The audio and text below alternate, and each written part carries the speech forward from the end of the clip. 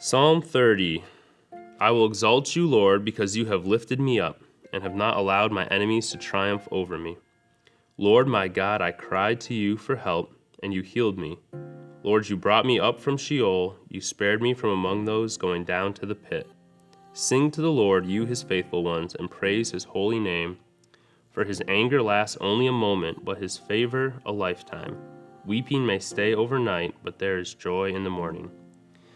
So this psalm came to me, kind of reassured me in a moment. It wasn't quite as serious as David's. It wasn't 40 years of struggle finally being vindicated. But when I was pretty new still working here in the youth ministry, there's one summer I was overseeing 4th through 12th grade. And we decided, kind of my first big thing I was in charge of was we had a high school canoe trip, which we'd done them in the past, and they'd been a ton of fun. And so I was excited for that. We had the plan, had the volunteers, had the kids, and so myself and another leader were driving the 15 passenger vans up with all the kids and supplies, and then another van had gone up earlier with a couple volunteers to get things set up. And when we arrived, a lot of the things that I had hoped would be set up and prepared and would be smooth sailing were not ready. And just that whole first night didn't really go as planned.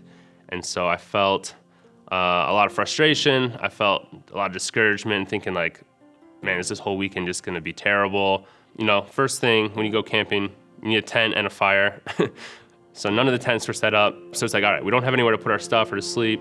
And also, like, a fire, we're going to cook some food over this fire. And it's like, oh, we didn't get any firewood yet. It's like, well, that's probably one of the first things you should get.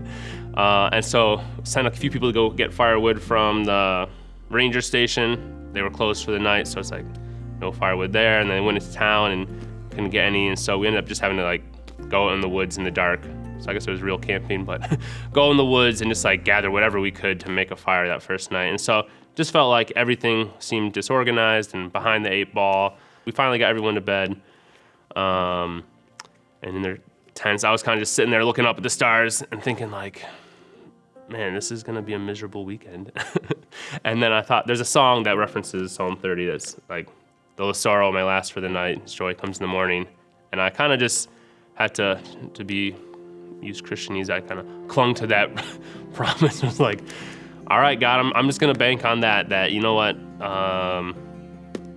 I'm feeling some sorrow, I suppose, tonight, but I'm just going to trust that there'll be joy in the morning, and I'm going to, I believe you got it, and the morning, I'm not going to worry about it. I'm just going to go to bed and just come in with a fresh attitude tomorrow, and end up being one of my favorite events we've ever done. And one thing about the Psalms is that, one thing I appreciate about the Psalms is that they give you language in different scenarios.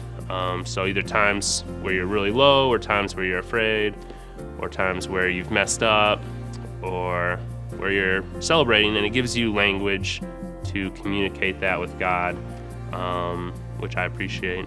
And I think, so even in Psalm 30, it kind of ends, said in verse 11, says, you turned my lament into dancing, you removed my sackcloth and clothed me with gladness, so that I can sing to you and not be silent. Lord my God, I will praise you forever.